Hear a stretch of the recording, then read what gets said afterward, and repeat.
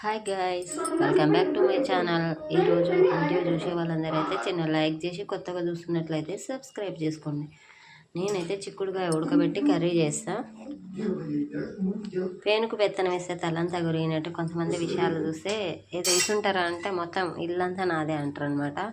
అందుకే ఎవరిని ఉంచాలో ఆడనే ఉంచాలి. మొత్తం ఏమంటారు, మన పర్సనల్స్, మన ఇంటి విషయాలు చెప్పి బజార్లో పడవద్దు ఎవరికైనా, ఓకేనా. ఇంకా నేనైతే ఒక సైడ్ ఇవాళ రైస్ పెట్టేసి ఒక సైడ్ అయితే చిక్కుడుకాయ ఉడకబెడుతున్నా. ఇంకా ఆనియన్స్ కూడా కట్ చేసి పెట్టేసిన.